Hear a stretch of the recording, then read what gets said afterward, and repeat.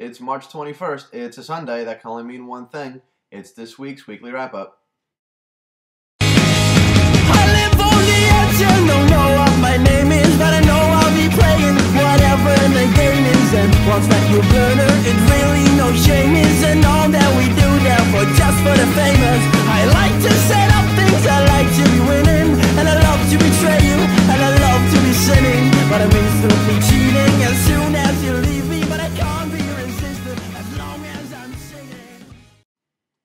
What's on this week's agenda? Myspace makes it back into Weekly Wrap-Up news. A patent from Apple lets it seem like they're joining the social networking space. I still haven't gotten an iPad. Here's why maybe you should wait. And finally, a little quick talk about if you're not using Twitter to promote your social brand, why you should be.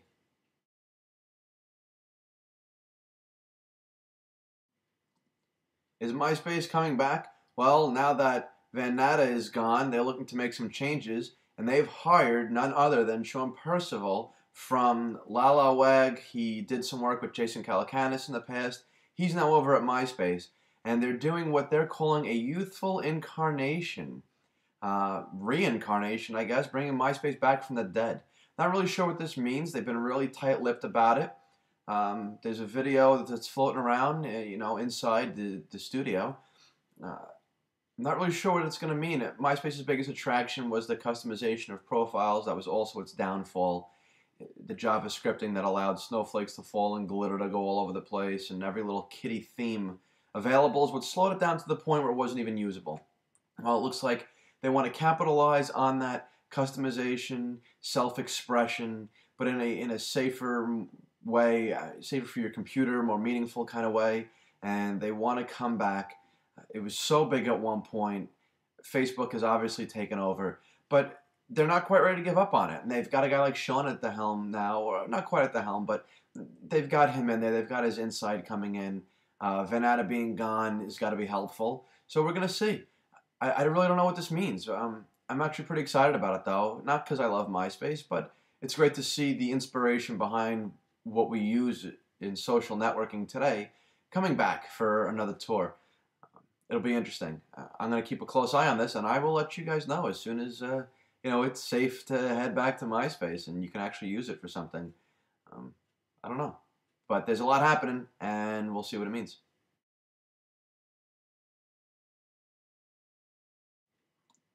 An app called iGroups? I don't really know. There's already one called iGroups, but I have a feeling that if Apple's patent comes through to fruition, they're going to want to resolve this dispute and get that name from these developers.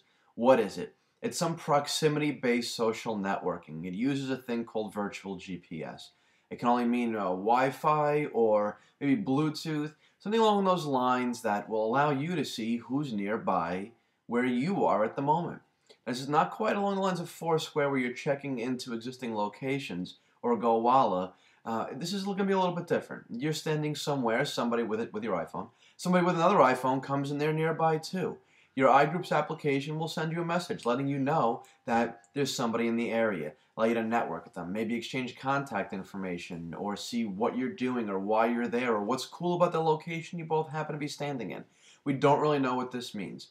All we know is virtual GPS, proximity-based, social networking, native to the iPhone, OS 4, next iPhone, next update. Don't really know for sure, but it's been floating around the patent office. The people at Patently Apple have found this. It's a very detailed thing right now, and we're going to see what it actually means. But this is going to take it to the next level, though, of using your iPhone to find other iPhone users and just really more location-based services like Foursquare, like GoWalla. I mean, we've got mobile devices transferring data, very important stuff, and now we can use it in the location. This is going to open up a whole new space for everybody now. So rather than say, hey, I'm here in a place everybody knows is cool, you can say, here's a place that is cool, and here's somebody standing next to me, and you can both discuss it or meet up or do whatever. Obviously, the typical thing that happens in anything in the web is that people immediately use things like this to find ways to meet up for romantic type purposes, and this is the direction that the web always moves in immediately. So maybe this is something that we're going to see happening here with this. I don't really know what Apple has up their sleeve, what they have planned or why, but all we know is now is that the data moving back and forth from your iPhone is going to enable you to correspond with other people who happen to be nearby. Whatever you use it for is going to be entirely up to you. But we'll see when it comes out and what it's going to mean and how exactly it's going to work. But here's Apple pushing the limits again. One more time about why we can use these phones in new and exciting ways. The extensibility of this device is just unprecedented, and Apple's pushing a limit. Let's see what happens with that.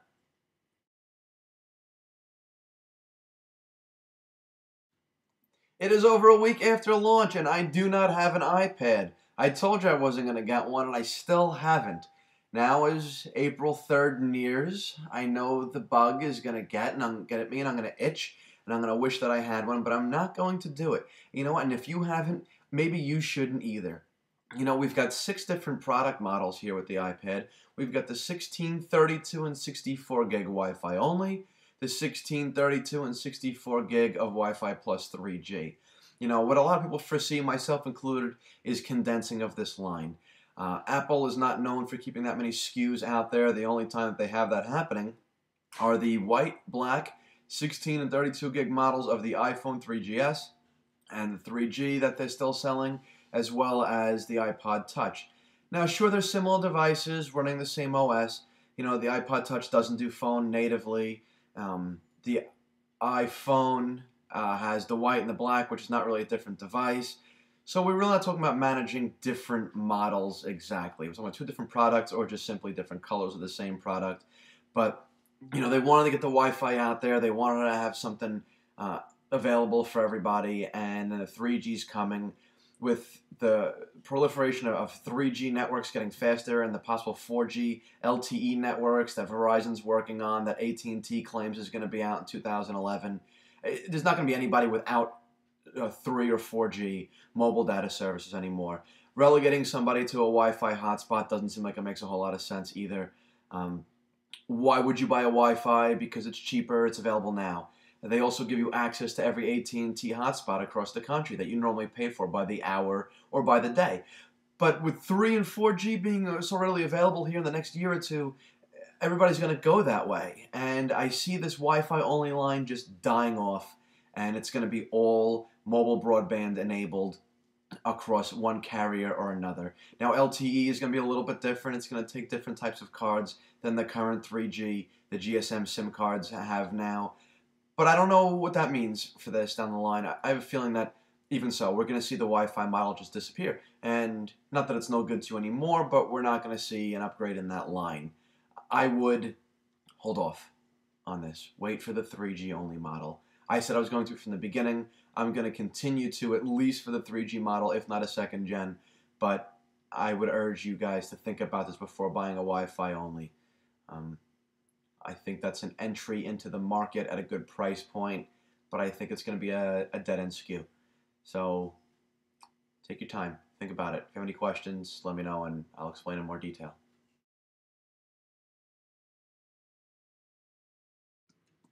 I'm going to make this quick. You hear me talk about Twitter all the time. If you're not on it, get on it. If you're on it, you're not using it to build your personal brand, do that immediately. It has recently allowed me to meet people that I would not have come in contact with otherwise, building up their personal brands, building mine through working with them. Big names, people that you know. I'm in contact with them now. It's all due to Twitter. Get on it now. Get your name. Reserve it. Start using it to build your personal brand. If you don't know how, call me, contact me, email me, tweet me, do something immediately, and I will tell you. I will talk you through it. We will work on getting you to use Twitter to build your personal brand appropriately. Do not miss the boat on this. It's going to be the biggest movement. Twitter's already big. This is the biggest movement in technology and personal branding ever. It's only going to get bigger. Don't miss the boat. All right? Get in touch. I'll try to talk to you during the week, get some articles. If not, we'll see you on Sunday. It's Vic the Geek every week.